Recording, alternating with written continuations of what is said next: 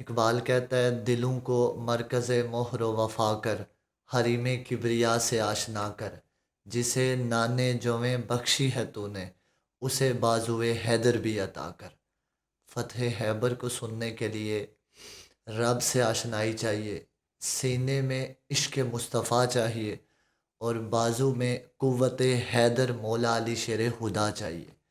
تب جا کے فتح خیبر کو سنا جا سکتا ہے اور سنایا جا سکتا ہے۔ خیبر مدینے سے 103 کلومیٹر کے فاصلے پر یہودیوں کا وہ گڑھ تھا کہ جس کے اندر 8 قلعے موجود تھے، اور ان میں سب سے بڑا قلعہ کموس کا قلعہ تھا جو پہاڑ کی چوٹی پر موجود تھا، اور اس علاقے کی کھجوریں بہت عمدہ اور میٹھی ہوا کرتی تھیں۔ میرے رب نے اپنے حبیب سے ان کھجوروں اور اس کے کثرت مال غنیمت کا وعدہ فرمایا تھا قرآن کے اندر، جس کو حاصل کرنے کے لیے حضور نبی اکرم نے اعلان جنگ فرمایا۔ حضور نبی اکرم کو جب یہ خبر ملی کہ خیبر کے یہودی مل کر تو مدینے پر حملہ آور ہونا چاہتے ہیں، تو حضور نے ان کی پیش قدمی سے پہلے خود اعلان جنگ فرماتے ہوئے اپنے قافلے کو تیار کیا اور 1400 صحابہ کو ساتھ لے کے خیبر کی طرف چل دیے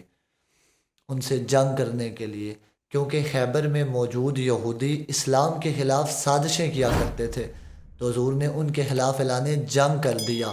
میں نے کہا آج وہ پاکستان کہ جس کی بنیاد لا الہ الا اللہ پہ رکھی گئی ہو، اور پھر اس کی قومی اسمبلی میں سارے کلمہ پڑھنے والے مسلمان ہوں، اور اس ملک کا حکمران بھی ریاست مدینہ کا دعوے دار ہو، پھر اس کی قومی اسمبلی میں یہودیوں اور اسرائیل کو تسلیم کیے جانے کی بات ہو۔ میں نے کہا صحابہ مدینے کے اندر حضور سے کہہ دیتے کہ حضور خیبر تو یہ 103 کلومیٹر کے فاصلے پہ ہے، تو کیوں نہ یہودیوں کو تسلیم کر لیا جائے،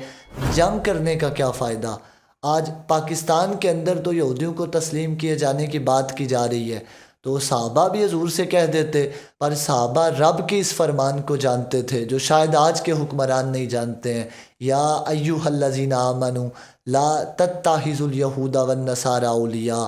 اے ایمان والو یہود و نصارہ کبھی تمہارے دوست نہیں ہو سکتے، بعضهم اولیاء بعض، حتیٰ کہ یہ ایک دوسرے کے یار تو بن سکتے ہیں پر قیامت تک یہ تمہارے یار نہیں بن سکتے ہیں۔ میں نے کہا اسمبلی کے اندر موجود حکمران اگر ان کے اتنے خیر خواہ ہیں تو ادھر چلے جائیں، پاکستان کی سرزمین کے اندر اسرائیل کو تسلیم نہیں کیا جا سکتا۔ ہمارے بزرگوں نے تو ان کے راستے بند کیے، نہ کہ ان کو تسلیم کیا۔ مولا علی خیبر میں جانے سے پہلے حضور سے عرض کر دیتے، حضور خیبر والوں کو